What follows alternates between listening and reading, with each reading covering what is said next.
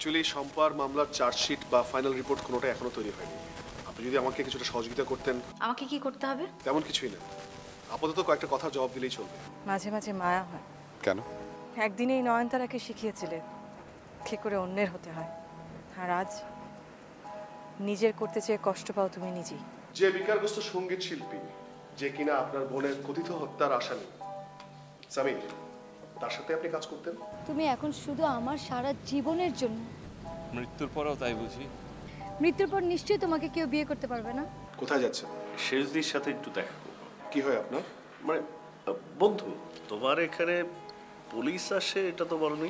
বলার কি আছে, পুলিশকে তোমার এত ভয় কেন? আরে পুলিশে ভয় কি, আমি কি চোর না ডাকাত? সেই তো, নীতি নৈতিকতা দায়িত্বহীনতা এসবের জন্য তো কাউকে পুলিশ ধরে না, তাই না? না তা ঠিক, তবে পুলিশের ঝামেলা তো একটু এড়িয়ে চলাই ভালো। চা খাবে? চা করে আনবো? না থাক, কি বলতে এলাম না জানি কি ঝামেলাটা বাঁধে এখন। তুমি এত চিন্তা করছো কেন? তুমি কেন ঝামেলায় পড়বে? আরে পুলিশ, সে কোনটাকে পেঁচিয়ে কি করবে তা কেউ জানে? কিছুই করবে না। আমার সাথে যেহেতু তোমার পরিচয় আছে, তাই হয়তো তুই একটা দিন জিজ্ঞাসাবাদ করবে। সর্বনাশ, কি জিজ্ঞেস করবে? সর্বনাশে কি হলো? ওরা আমার সম্পর্কে যা জানতে চায় তাই বলবে। পুলিশের জিজ্ঞাসাবাদের মানে বোঝো? মানে আবার কি? 2 সপ্তাহ ধরে তো আমাকেও নানান কিছু জিজ্ঞেস করে যাচ্ছে। আচ্ছা, তোমার এখানে যেহেতু আসেই, প্লিজ একটু বলে দিও আমাকে এই সমস্ত ভিতরে যেন না টানে। তারা আমার কথা মানবে কেন?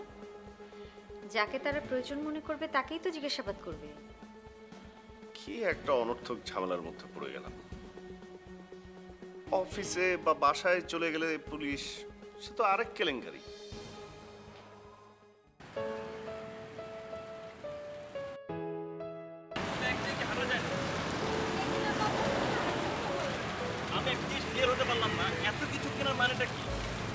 সবকিছু তোমার কাছে পরিষ্কার হতে হবে কেন? কারণ আমি তোমার হাজবেন্ড। ওরে বাবা, এই কয়েক ঘন্টার মধ্যে পাল্টে গেছো। কি করবো বলো, সম্পর্কটাই তো পাল্টে গেল কয়েক ঘন্টার মধ্যে। অবশ্য কতদিনের জন্য সেটা বলতে পারি না। আবার বাজে কথা বলতে শুরু করেছো।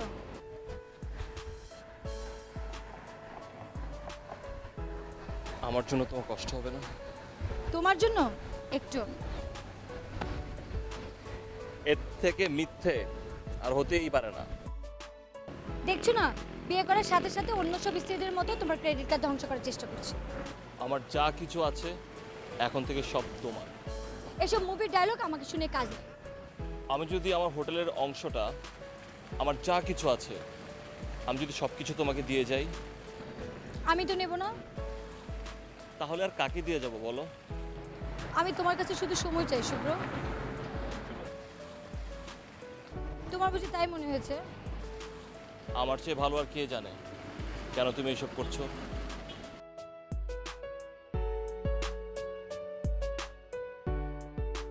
এমনকি আজকে এত এত জিনিস কিনেছি শুধুমাত্র আমাদের ঘর সাজাবার জন্য।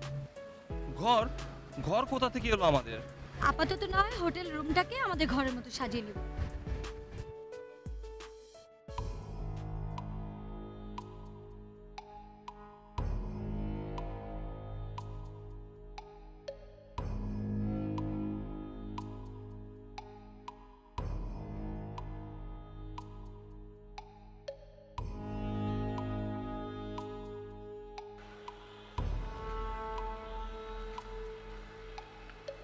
আমি আপনার কাছে কিছু ইনফরমেশন চাচ্ছি। জি জি, আমি যা যা জানি সব কিছু আপনাকে বলবো। আসলে হয়েছে কি, আমি খুব একটা বেশি যে কিছু। রায়হান সাহেব, ভয় পেয়ে যে আপনি বেশি কথা বলছেন সেটা কি বুঝতে পারছেন? জি জি। সেজুদির সাথে আপনার কতদিনের পরিচয়? এই 4-5 বছর। আপনাদের কি বিয়ে হওয়ার কথা ছিল? জি। তা বিয়ে হলো না কেন? সব কিছু কেমন যেন ওলটপালট হয়ে গেল। শম্পা খুন হলো, তারপরে সে যদি দেশের বাইরে চলে গেল। তো সে যদি বিদেশে যাওয়ার সময় আপনাকে বলে যায়নি? না, আপনাকে না জানিয়ে বিদেশে চলে গেল? যে আসলে ঠিক ওই সময়টাতে আমিও যে খুব একটা যোগাযোগ ওর সাথে রেখেছি ঠিক তাও না। বাহ, যাকে ভালোবাসেন, যার সাথে আপনার বিয়ে হওয়ার কথা ছিল, তার বিপদ দেখে আপনি সরে গেলেন না? আচ্ছা, উনি যখন বিদেশে ছিলেন তখন কি আপনার সাথে কোনো যোগাযোগ ছিল?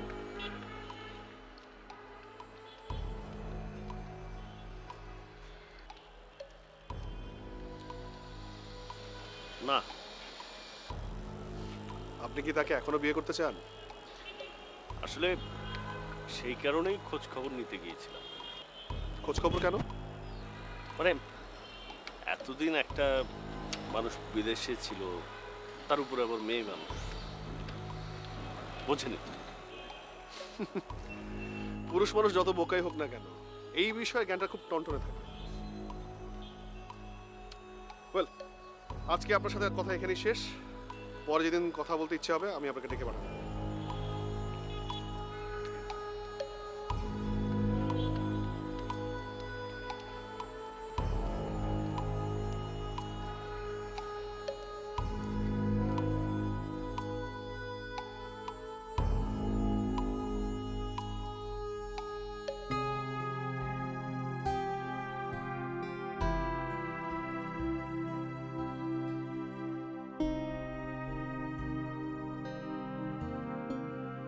কি করছো তুমি?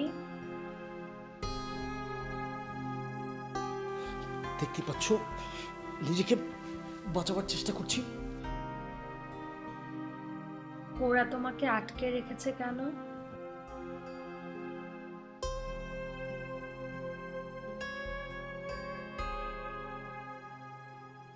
তোমাকে ওরা বেঁধে রেখেছে কেন? সেটাই তো তোমাকে বোঝাবার চেষ্টা করছিলাম জুনি। আমি এখন সব বুঝতে পেরেছি। বুঝতে পেরেছো তো? বুঝতে পেরেছি। এটা একটা খেলা, তাই না? ওরা তোমাকে আটকে রাখবে, তুমি পালাবার চেষ্টা করবে।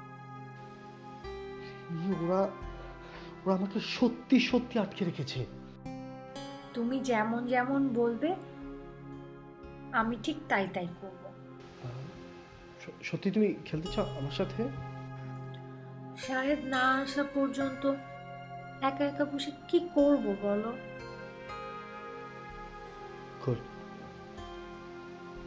আমি তোমাকে আমার দলে নিয়ে যাচ্ছি। আমি এখন থেকে তোমার দলে। ওরা এক দল আর আমরা অন্য দল, ঠিক আছে? তার মানে হচ্ছে আমরা এখন ছুটতে চাইছি আর ওরা আমাদেরকে আটকে রাখতে চাইছে, ঠিক আছে? ইস, ওরা চাইলেই আমরা পারতে দেব নাকি? এই তো বুদ্ধির কথা বলছো। তুমি আমাদের দলের ক্যাপ্টেন। প্রথমে আমার হাতের বাঁধনটা খুলে দাও।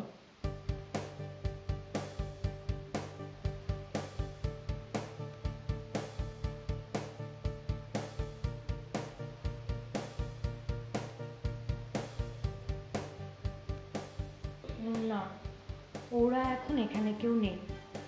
এখন যদি আমি তোমার বাঁধনটা খুলে দেই তাহলে চিটিং হবে। তুমি কি খেলায় হেরে যেতে চাও রিনি?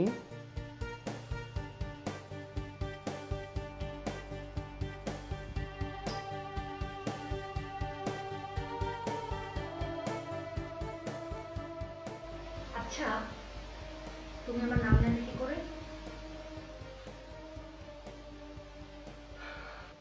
আমি তোমার সম্পর্কে সবকিছু জানি। কিন্তু আমি তো কিছুই জানি না তোমার সম্পর্কে। তুমি জানো, কিন্তু এখন কিছুই মনে রাখতে পারছো না। কি কি হলো? হাত খুলবে না কেন? আমরা একদল হয়ে খেলবো, অথচ আমি তো তোমার নামই জানি না। শাহেদ। আমি তোমার আসল নামটা জানতে চেয়েছি। আরে এটাই তো আমার আসল নাম।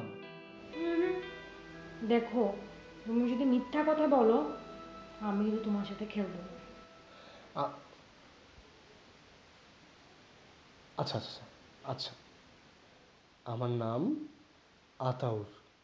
গুড, এখন তাহলে খেলা শুরু।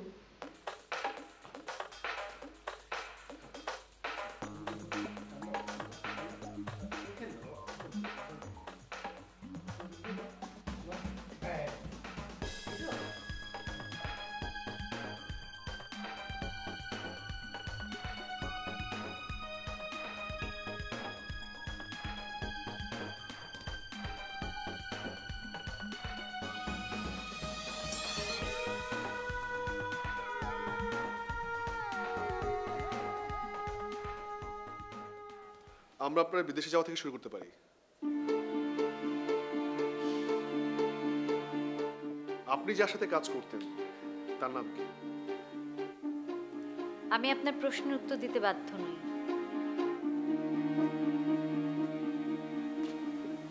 দেখুন, আমি যদি আপনাকে অ্যারেস্ট করে থানায় নিয়ে যাই সেটা আপনার জন্য আরো অনেক বেশি কষ্টের এবং অপমানের হবে।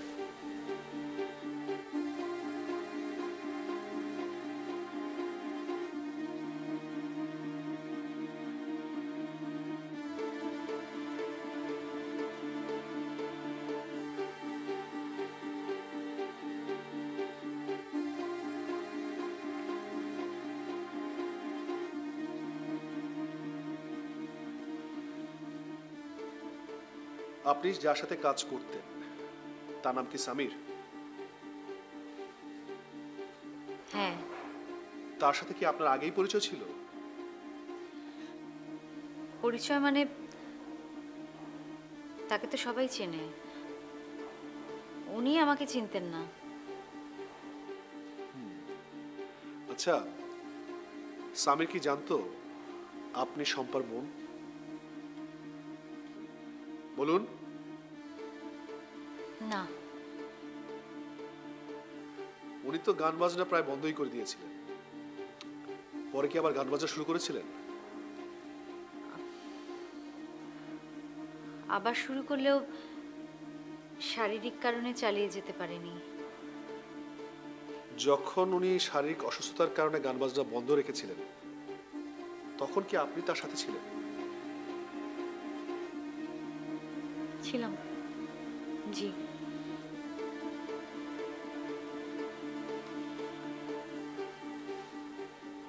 সামির একজন বিখ্যাত শিল্পী।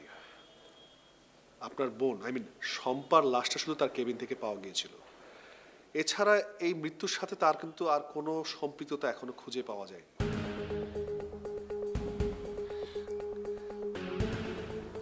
দেখুন, আমি আপনার সাথে এই ব্যাপারে ডিটেলসে কিছুই বলতে চাচ্ছি না, প্লিজ।